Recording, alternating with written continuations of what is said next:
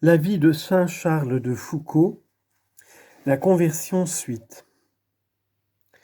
Inès de Foucauld, tante de Charles, personne d'une grande beauté et dont Ingres a fait 2 fois le portrait, avait épousé monsieur Moitessier, originaire de Mirecourt, et qui avait fait une fortune considérable dans l'importation des tabacs.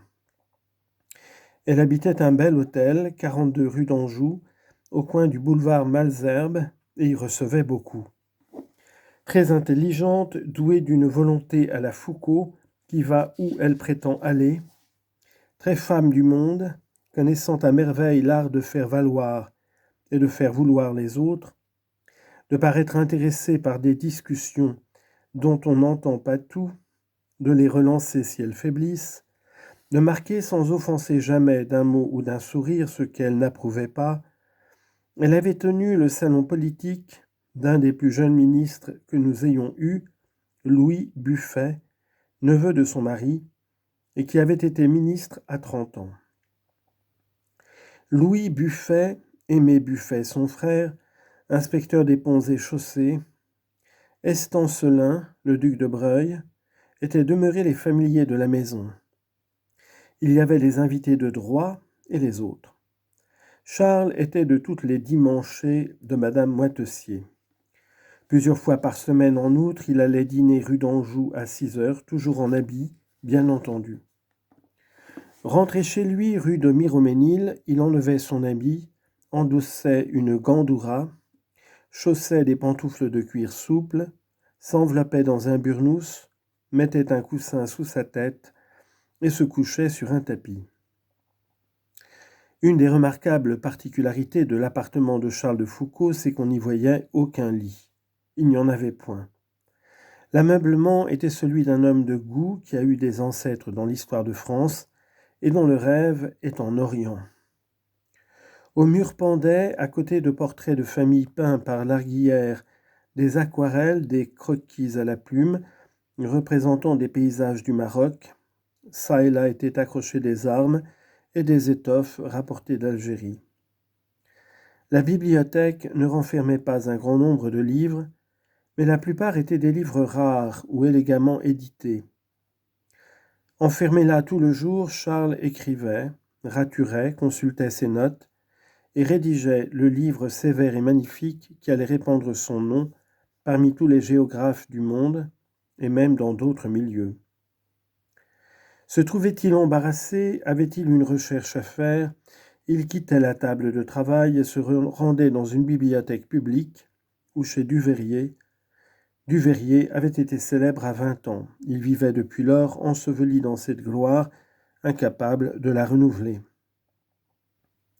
En 1860, à l'âge où les jeunes gens ne sont encore que des bacheliers incertains de la route à choisir, lui, déjà botaniste, géologue, versé dans les langues orientales, civilisé, merveilleusement doué pour aborder et se concilier les barbares, il avait fait le voyage alors périlleux de l'Arouat à El Goléa. Emprisonné par les Xhouriens d'El Goléa, puis délivré, il n'avait profité de sa liberté que pour s'enfoncer dans l'inconnu redoutable du Sahara, pour visiter le sud de la Tunisie, une partie de la Tripolitaine et le territoire des Adjers, la plus orientale, la plus hostile également de toutes les tribus touaregs. Le livre rapporté de là l'avait très justement rendu célèbre. Mais, abattu par la maladie, condamné par elle à n'être plus qu'un saharien consultant, Duveyrier souffrait non seulement de ne plus être celui qui repart et découvre, et accroît sa renommée, mais de voir que la France, diminuée en 1871, et comme doutant d'elle-même, sans perdre le souvenir de l'œuvre qu'il avait faite, ne la continuait pas. Il accueillit affectueusement son émule, l'explorateur du Maroc, et recommença de voyager, mais de la manière qu'il n'aimait pas, sur les cartes, dans les livres, dans ses souvenirs et ceux des autres. Lentement, les innombrables documents rapportés par Foucauld devenaient de la science et de la vie. On ne peut sans quelque étonnement assister à cette transformation des habitudes de l'ancien lieutenant de Pont-à-Mousson et de Stéphe. D'où venait-elle ? Principalement d'une ambition qui s'était emparée de lui et qu'il servait avec cette volonté tendue et sans repos qui était la marque originale de Charles de Foucault et on peut dire de sa race. Après la publication de ce livre qu'il écrivait, après l'excursion aux Chottes, il était résolu à entreprendre de nouveaux grands voyages. Il ne parlait à personne de ses projets, et son esprit en était souvent occupé. Une autre pensée l'habitait et le troublait. J'ai dit que Charles de Foucault avait été remué profondément durant son séjour en Algérie et au Maroc par la perpétuelle invocation à Dieu qui s'élevait autour de lui.